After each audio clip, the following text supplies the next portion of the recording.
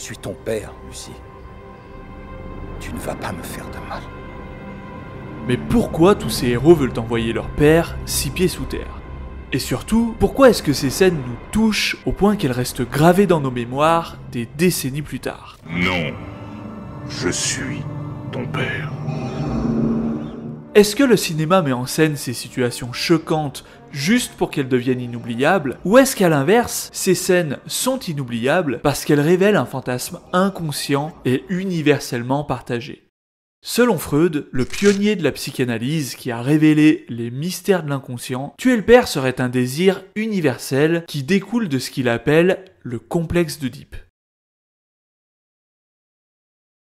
Pour Freud, à partir de 2-3 ans, les enfants développent un désir amoureux pour le parent du sexe opposé. Typiquement, un garçon développe un désir intense pour sa mère, désir enraciné dans l'inconscient et souvent accompagné de fantasmes et de rêves. Dans ce contexte, le père n'est pas perçu comme une figure d'attachement, mais comme un rival qui l'empêche d'assouvir son désir. Ce sentiment de rivalité engendre de la jalousie, de l'hostilité et même le désir de tuer le père pour le remplacer. Mais face à l'impossibilité de réaliser ses désirs, l'enfant commence à intérioriser les normes sociales et les interdits. Au fur et à mesure que le petit garçon intègre les interdits et les normes, sa vision du père évolue de rival à modèle à imiter. Il adopte alors ses caractéristiques et son attitude, ce qui lui permet de transformer l'attirance primitive qu'il ressentait pour sa mère en d'autres formes d'affection socialement acceptées. C'est ce que Freud appelle la sublimation, le complexe d'Oedipe est résolu. Ce qu'il faut savoir, c'est que la phase d'intériorisation des interdits se fait dans la douleur, parce que l'esprit de l'enfant va tout faire pour s'accrocher à ses désirs. Dans une résolution saine du complexe d'Oedipe, l'enfant se soumet, mais dans la douleur. Pour Freud, ce serait son premier traumatisme. Donc, la théorie selon laquelle les scènes évoquées plus tôt nous touchent parce qu'elles nous ramènent à un fantasme inconscient de tuer le père pourrait être cohérente. Mais, pour que l'analogie fonctionne, le simple désir de tuer le père ne suffit pas. Il faudrait aussi que les pères se positionnent comme des rivaux, empêchant nos héros d'assouvir leurs désirs sexuels. Je l'aimais. Qui? Shae. Oh, Tyrion. Et quoi, tu veux tuer ton père dans les latrines d'un carreau d'arbalète? Non. Dans Game of Thrones, Tyrion surprend la femme dont il est amoureux dans le lit de son père, alors il le tue. Non, tu n'es pas mon fils. Je suis ton fils. J'ai toujours été ton fils. Ici, le pattern, le schéma du complexe d'Oedipe est flagrant. Pour Lucie de Fallout, les choses sont un peu plus complexes. Les observateurs les plus aguerris auront remarqué que Lucie ne ressemble pas à un petit garçon. Et donc, selon Freud, ce n'est pas son père qu'elle devrait avoir envie de tuer, mais sa mère. Mais en s'interposant entre elle et son amoureux, c'est bien son père qui devient un obstacle à ses désirs, ce qui établit un rapport direct avec le complexe d'Oedipe, même si en quelque sorte, il est inversé.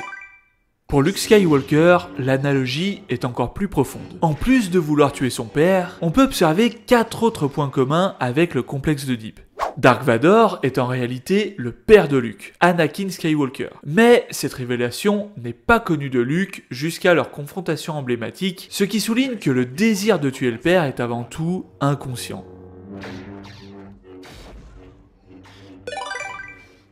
Dans le complexe d'Oedipe traditionnel, le conflit est centré autour du désir inconscient du fils de rivaliser avec son père pour l'affection de sa mère. Dans le cas de Luke et Vador, cette dynamique est transformée en une quête de pouvoir et de domination. C'est donc une transposition crédible et adulte du complexe d'Oedipe, où la rivalité se manifeste non pas par un désir pour la mère, mais par la lutte pour l'autorité et le pouvoir.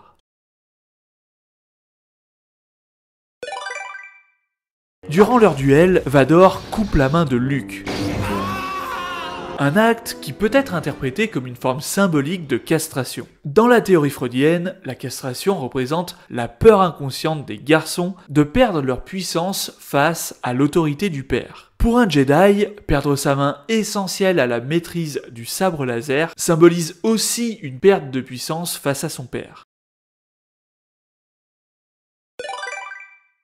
Et enfin, en choisissant de ne pas tuer Vador, mais plutôt de chercher à le sauver, ta haine t'a rendu beaucoup plus puissant. Maintenant, à Accomplis ton destin et viens prendre la place de ton père à mes côtés. Jamais. Je ne viendrai jamais du côté obscur.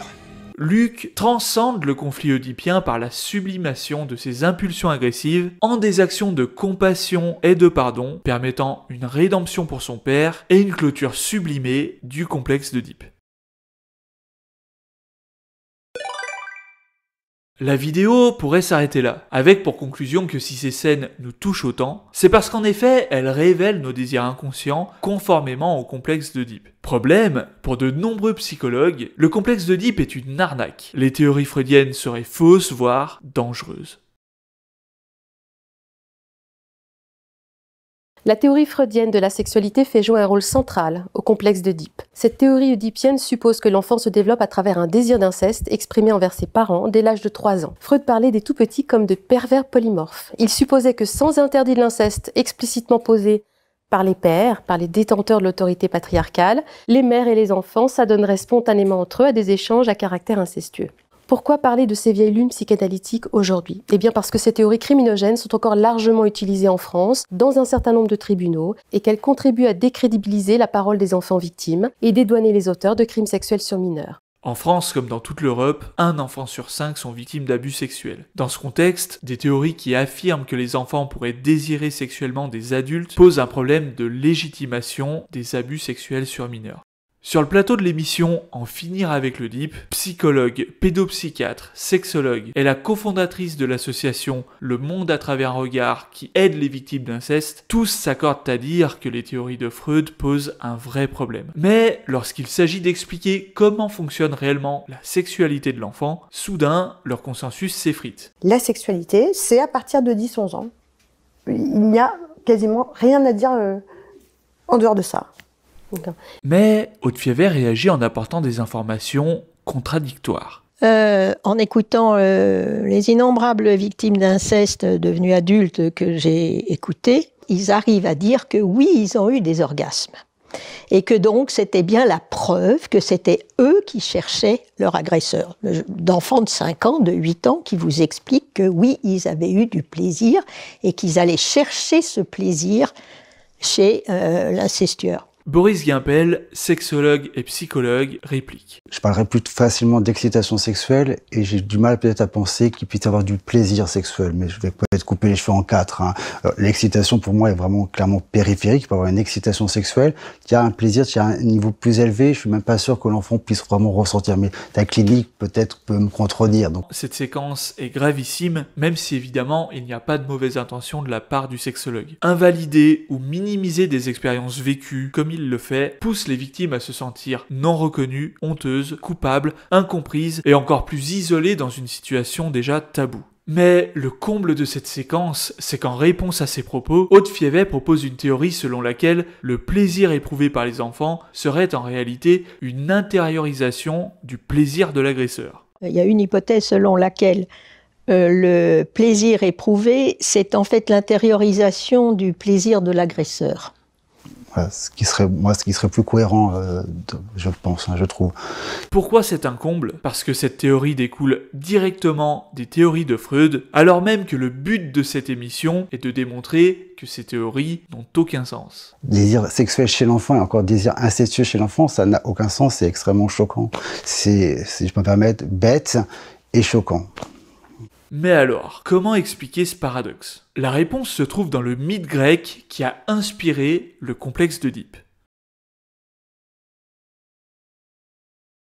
Dans la mythologie grecque, Oedipe est le prince de Corinthe, élevé avec amour par ses parents. Mais un soir, un homme ivre lui balance qu'il aurait été adopté. Oedipe, choqué, part consulter l'oracle de Delphes, mais au lieu de lui répondre sur ses origines, Oedipe reçoit une prophétie glaciale. Il est destiné à tuer son père et à coucher avec sa mère. Pour éviter ce destin macabre, Oedipe monte sur son char et fuit loin de ses parents. Arrivé à un carrefour étroit, Oedipe se dispute la priorité avec un homme et par un excès de colère, il le tue. Poursuivant sa route, Oedipe arrive à Thèbes, une ville en proie à la terreur du Sphinx qui dévore tous ceux qui échouent à résoudre son énigme. Oedipe, doté d'un esprit vif et brillant, résout l'énigme et libère la ville.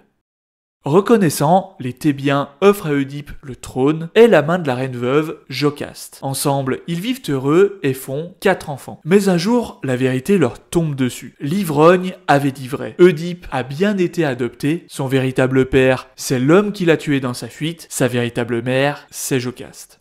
En découvrant la vérité, Jocaste, épouvanté, met fin à ses jours. Et Oedipe se crève les yeux. L'histoire d'Oedipe n'est pas la seule où il y a des relations incestueuses sans que les protagonistes soient au courant. Et le moins que l'on puisse dire, c'est qu'au moment où l'inceste est révélé, nous sommes envahis par un sentiment de dégoût intense. Mais vous êtes-vous déjà demandé d'où venait ce sentiment? Les scientifiques nous disent qu'en règle générale, les animaux ne sont pas attirés sexuellement par les membres de leur propre famille. Biologiquement parlant, ce comportement fait sens, puisque les rejetons issus de l'inceste ont plus de chances d'hériter d'une tare génétique et donc ils ont moins de chances de survivre. Malgré ça, dans certaines conditions, les animaux peuvent s'adonner à des pratiques sexuelles incestueuses. Et pas besoin de chercher très loin, dans le pré sous ma fenêtre, j'ai des vaches parquées avec leurs veaux et chaque année, pendant la saison des amours, ils se grimpent tous dessus. Les vaches montent sur les veaux, les vaches montent sur les vaches, les veaux essayent de monter sur les vaches, bref, vous voyez l'idée. Est-ce que pour autant ces veaux sont des pervers? Est-ce que pour autant ces vaches sont des détraqués sexuels? Bien sûr que non, c'est juste des animaux qui cherchent à assouvir leurs désirs comme ils le peuvent. Si des taureaux étaient dans l'enclos, sans doute qu'ils s'accoupleraient avec les vaches, et qui sait, peut-être que les veaux auraient envie de les tuer. Notez que ces animaux n'ont aucun jugement moral sur leur comportement. Pour eux, ce n'est ni bien, ni mal, ni traumatisant d'ailleurs. Et donc, si Oedipe et Jocaste avaient été des bovins, la découverte de leur lien de parenté ne leur aurait fait ni chaud ni froid. Et c'est ça qui fait toute la différence avec les humains. Chez les animaux, ce sont les phéromones et autres signaux chimiques, tels que les odeurs, qui dictent la sélection des partenaires pour la reproduction. Ainsi, l'évitement de la consanguinité se fait naturellement, parce que l'odeur d'un parent n'attire pas, sauf s'il se retrouve dans un contexte où ils n'ont pas d'autre choix. Chez les humains aussi, des études ont montré que les gens ont tendance à préférer l'odeur corporelle des partenaires potentiels génétiquement différents, mais cette caractéristique reste anecdotique. Notre organe voméronasal, qui réceptionne les phéromones, ne nous permet pas d'identifier et d'éviter les membres de la famille de notre liste de partenaires sexuels potentiels. Non. Chez les humains, ce qui empêche l'inceste, c'est le tabou socio-culturel. Si vous avez trouvé la réaction d'Oedipe et de Jocaste un tantinet exagérée, parce qu'après tout, ils ignoraient qui ils étaient l'un pour l'autre, sachez que c'est fait exprès. Un des objectifs des mythes, c'est d'éduquer la population. Et donc, si Jocaste et Oedipe réagissent à leur relation amoureuse de manière aussi dramatique, c'est dans le seul but d'inciter la population à ne pas s'adonner à l'inceste. Aujourd'hui, en plus d'être interdit par la loi, l'inceste est perçu comme abject et profondément immoral. Mais contrairement aux animaux chez qui l'évitement de la famille dans le choix des partenaires sexuels est inné, chez les humains, il s'agit d'une construction mentale. Un tabou, l'immoralité, l'abject, ça s'apprend. Et donc, lors de l'émission Pour en finir avec l'Oedipe, si Freud avait été autour de la table, il aurait sans doute considéré les orgasmes évoqués par Haute-Fiévet comme des réactions naturelles d'enfants qui n'ont pas encore intériorisé l'interdit de l'inceste. Notez que cette explication, bien qu'elle puisse choquer nos mœurs, elle reste beaucoup plus respectueuse et validante pour les victimes. Et contrairement à ce que l'émission sous-entend, cette explication ne veut pas dire que Freud aurait approuvé ce genre de pratique. C'est même exactement l'inverse. Rappelez-vous, pour Freud, la résolution saine du complexe d'Oedipe passe par l'intériorisation de l'interdit pour que l'enfant puisse transformer son désir primaire en d'autres formes d'affection socialement acceptées. Pour Freud, ne pas réprimer les désirs de l'enfant revient à lui empêcher de se créer cette partie de nous qui nous pousse à respecter les règles et qui nous garantit une acceptation dans la société.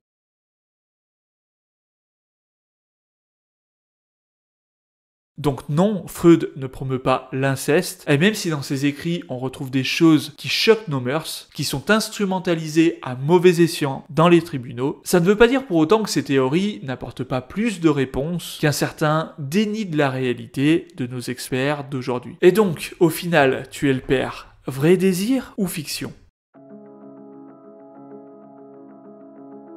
Regardez autour de vous. Combien d'enfants, aujourd'hui adultes, ont des parents toxiques qui les empêchent de vivre pleinement leur vie? Pour avoir accompagné certains d'entre eux, je peux vous dire que bien souvent, ces parents deviennent toxiques quand leurs enfants sont sur le point de réussir là où eux ont échoué. Soudainement, ces parents viennent se placer en travers des objectifs de vie de leurs enfants et parfois, ils en vont jusqu'à les saboter par divers stratagèmes. Critiques constantes, tentatives de contrôle et de manipulation, isolement par la calomnie et la diffamation auprès du reste de la famille, et j'en passe. Si vous êtes confronté à ce genre de parents, ne vous soumettez pas. Réussissez même si ça leur fait mal. Lancez-vous corps et âme dans ce projet entrepreneurial qu'ils redoutent. Osez gravir les échelons dans votre travail même si eux n'y sont jamais parvenus. Soyez le père ou la mère qu'ils n'ont pas réussi à être. Et ce faisant, ne vous sentez pas coupable. C'est vous, la jeune génération, c'est sur vous que repose l'avenir de votre famille. Si vos parents vous mettent des bâtons dans les roues, tuer symboliquement le père par votre accomplissement est sans doute la plus belle preuve d'amour que vous puissiez faire à votre famille, puisque ce faisant, vous assurez sa pérennité. Pour ceux d'entre vous qui se reconnaîtraient dans ce schéma familial, j'ai créé un programme de 6 jours pour tout comprendre du rejet familial pour mieux le surmonter. Recevez-le dans votre boîte mail d'ici 5 minutes en vous rendant sur rejet.fr, le lien se trouve en description.